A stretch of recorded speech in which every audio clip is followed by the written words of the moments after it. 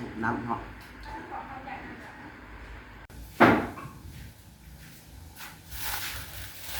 สบายดีเด้อแม่นี่กินมาเฮ็ดก้อยปลาแล้วเนี่ยพอดีได้ปลาน้ำกรองมาปลาน้ำกรองสดๆที่น้องเอาขึ้นมาจากน้ำเลยเป็นเลยมาเฮ็ดก้อยกินเนาะก้อยปลาน้ำคลองกินแรงนะ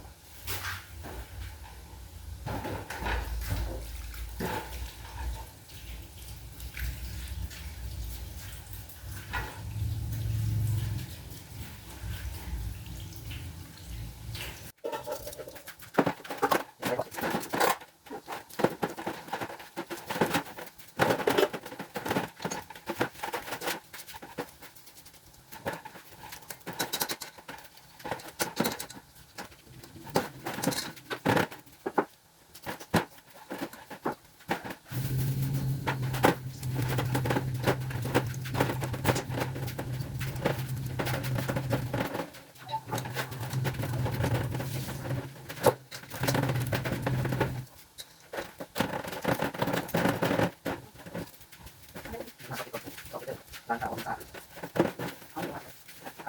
นี่ร้านที่ตาเรื่องแบบพระต่าง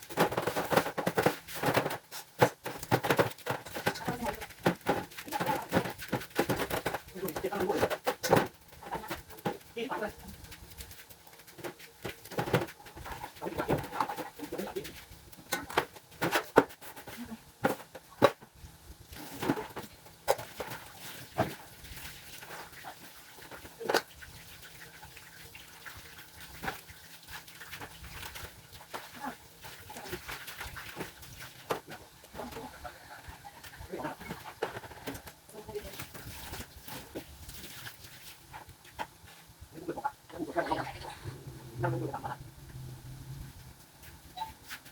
แล้วเรากินไปทีเดียวลูกเดียวเรากินตาของสุดๆ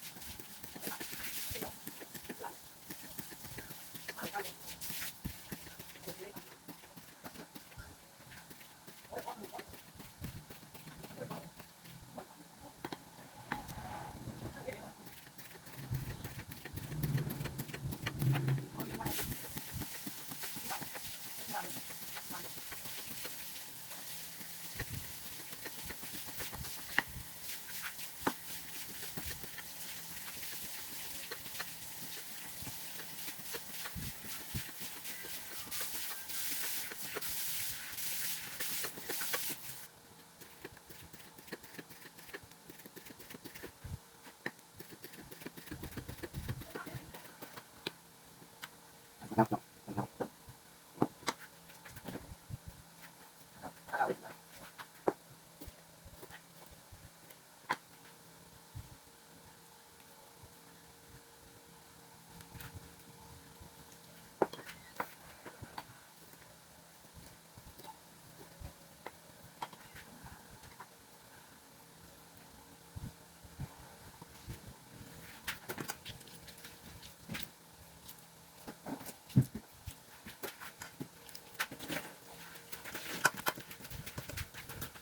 ทำงานเนาะทำดีๆผสมแล้วกันออก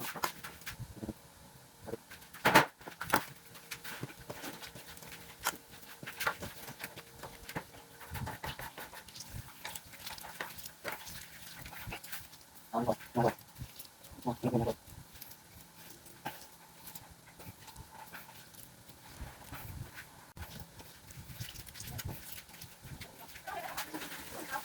อันนี้เนาะอันเขาก็เอาไปตัว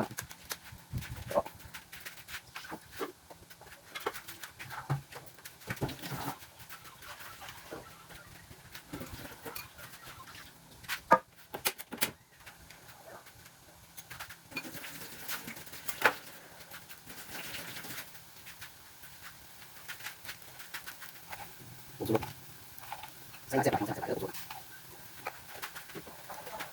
กระโดดใส่ไปตามด้วยเกลือกระโดดเอาไปทุกน้ำที่เขานะมันบอกจะทำเขาเอาไปแห้งแล้วคืออะไรคือน้ำปลาโอเคใส่หมด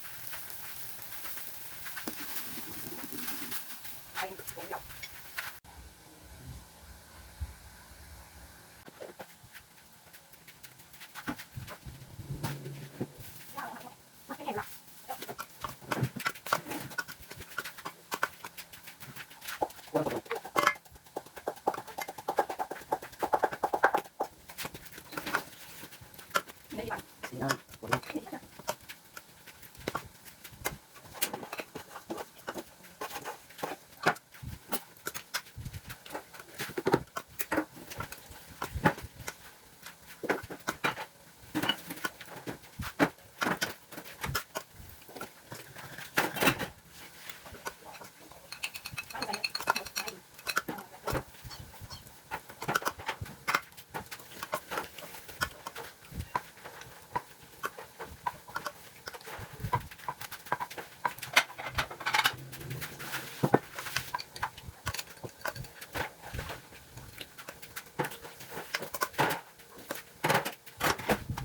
แล้วเนาะเดี๋ยวมาอีกแล้วต้องไปยัก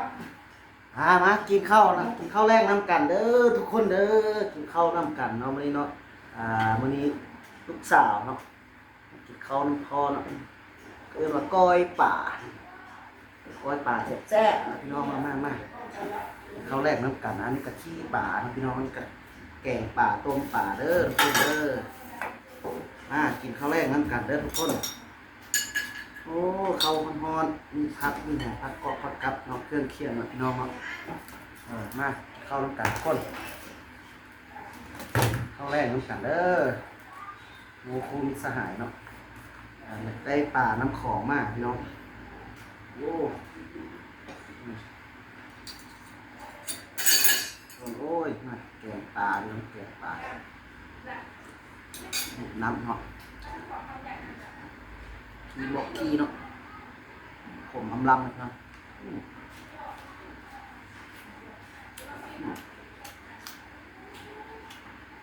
มา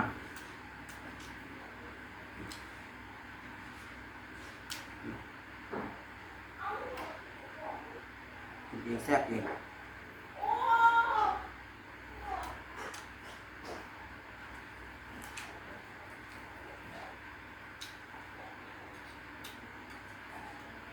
น้อยตุ้ยมาแล้ว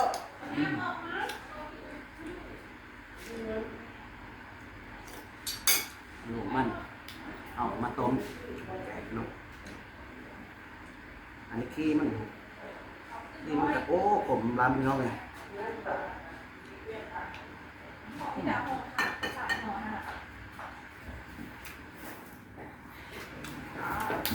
ทำยังไงเนี่ยทีนี้เขาเท่านั้น เอาแว่น เอาอยู่ขวางทาง